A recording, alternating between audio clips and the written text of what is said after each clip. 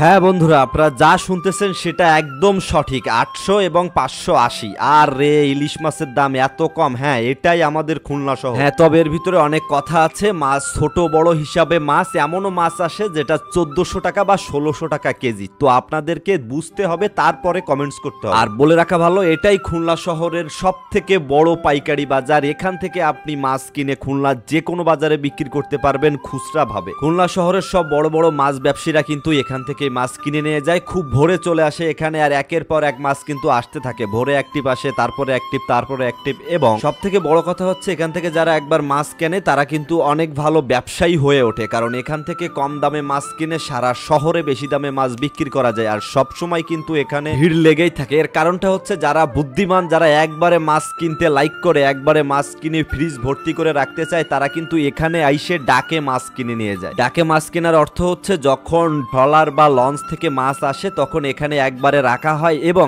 এখানের যে দোকানদাররা আছে তারা ডাকে মাছ উঠায়। তারা ফার্স্টে একটা কম দামে দাম ফিক্সড করে, তারপরে ডাকতে ডাকতে যখন অন্যরা ভালো দাম বলে তখনই তারা কিন্তু মাছটা সেল করে দেয়। আর সব থেকে বড় কথা হচ্ছে, আমরা এখানে সকাল থেকে ঘুরলাম এবং সকল ব্যবসায়ীর সাথে কথা বললাম, তারা অনেক বেশি আন্তরিক। তো দেরি নয়, চলেন একটু শুনে আসি ডাক কেমনে হয় এবং মাছ কিভাবে সেল হয়।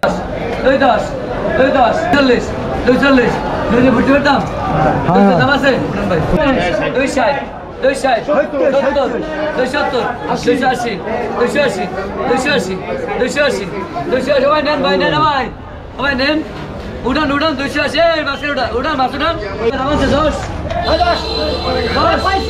300 কার আপনার দাম 300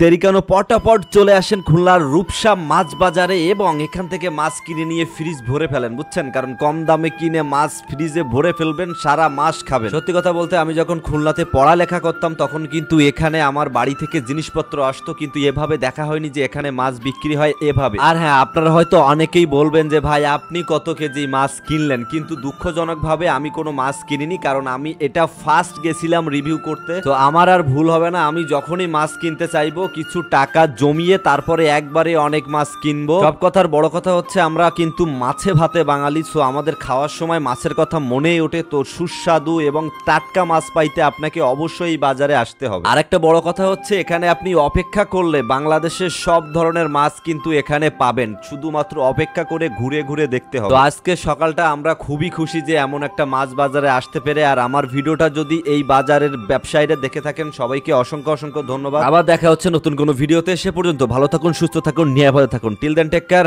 বাই বাই।